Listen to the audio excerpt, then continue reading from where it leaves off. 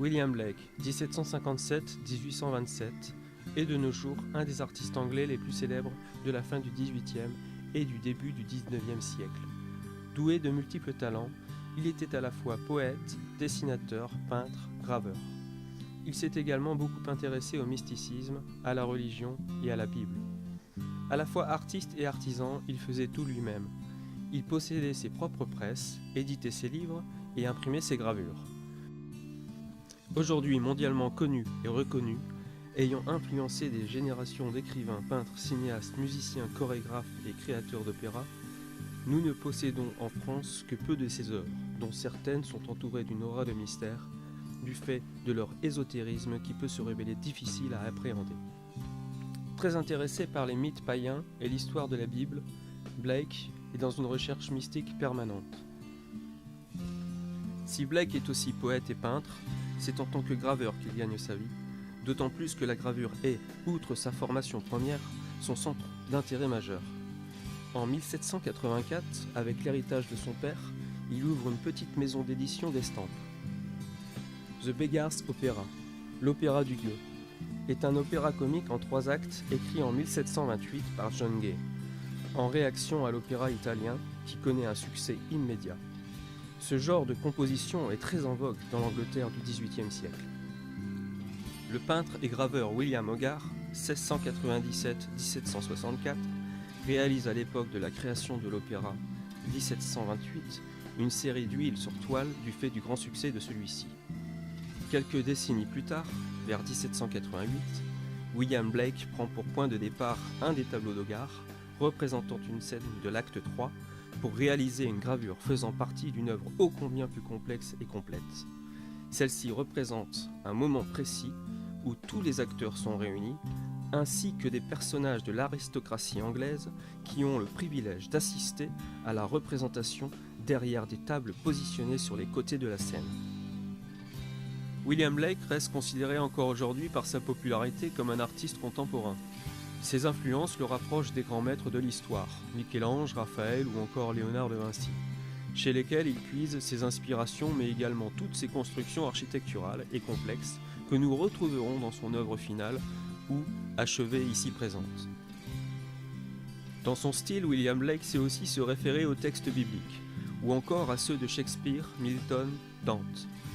Les Impénitents, groupe d'artistes écrivains graveurs, ont réalisé un ouvrage d'après William Blake intitulé « Le mariage du ciel et de l'enfer ». Et comme William Blake, ils n'ont pas séparé l'image du texte, idée fondamentale des œuvres de William Blake. Dans le monde des moteurs de recherche actuels, si l'on écrit William Blake, on peut constater qu'il figure parmi les artistes les plus regardés au monde. N'oublions pas par ailleurs l'immense littérature disponible dans presque toutes les langues.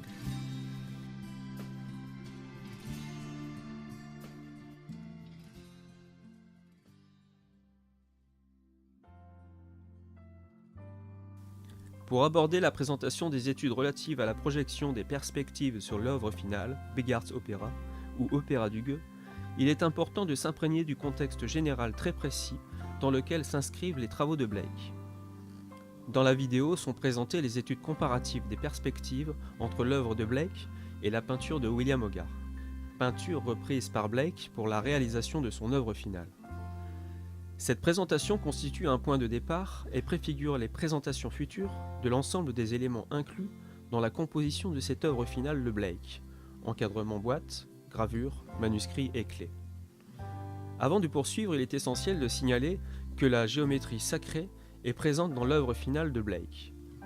Que ce soit dans les domaines de l'architecture, de la sculpture ou encore de la peinture, le nombre d'or, clé de la beauté et de l'harmonie, est la symbolique de la perfection. Il entre fréquemment dans le rapport entre les longueurs des surfaces des formes. Ainsi, le nombre d'or aux divines proportions transparaît à travers des chefs-d'œuvre comme la pyramide de Khéops, le Parthénon ou encore le dôme de Milan. Emblème de l'harmonie chez les disciples de Pythagore, le nombre d'or a orienté l'élaboration des plans des temples égyptiens, grecs et des églises gothiques. Il donne aussi une résonance bien spécifique aux œuvres plastiques issues du cycle méditerranéen, Égypte, Grèce, Byzance, ainsi qu'à celles des époques gothiques et de la Renaissance. L'étude de la géométrie sacrée peut nous permettre, par une approche renouvelée, de remonter à la source de nos origines, d'ordonnancer notre fort intérieur, de conduire notre esprit à découvrir ou à redécouvrir notre existence, mais aussi à comprendre le cheminement qui mène jusqu'à la création d'une œuvre, en l'occurrence l'œuvre complexe de William Blake. La géométrie sacrée ou divine harmonie allie également symbolique, art, science, code et clés des combinaisons ingénieuses. Souvent, la géométrie sacrée désigne un ensemble de comportements et de doctrines relevant d'un enseignement élitiste dissimulé, à l'origine réservé à un petit nombre, mais souvent aussi accessible par l'intermédiaire d'une initiation gardée secrète. Pour appréhender de manière précise l'étude de Blake, il faut savoir que les différentes techniques de la représentation en perspective poursuivent toutes le même objectif. Elles consistent à recréer sur une surface plate, à partir de la vision de la scène par un observateur, les objets en 3 dimensions, en tenant compte des effets de distance et des positionnements dans l'espace réel. Pour cela, Blake a choisi la perspective à 2 points de fuite, afin de respecter les faces d'un volume qui ne sont pas en perspective frontale, mais en perspective oblique. La perspective conique, ici oblique, est le mode de représentation du monde environnant qui correspond le mieux à celui de la photographie. La découverte des règles qui la régissent a été faite en Italie au Quattrocento ou première Renaissance au XVe siècle. Elle a ouvert la voie à la Renaissance artistique.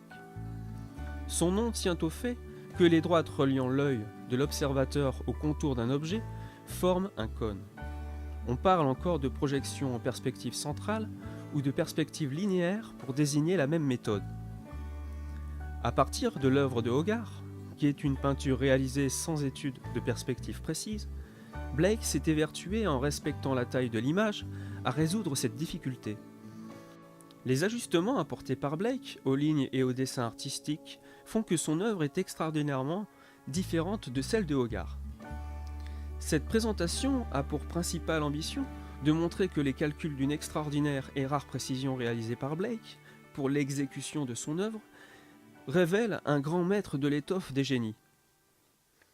Nous souhaitons que cette approche du travail de Blake aura attisé votre curiosité et qu'elle vous incitera à poursuivre la découverte de cet artiste aux multiples facettes, dont cette présentation n'est qu'un élément du corpus artistique.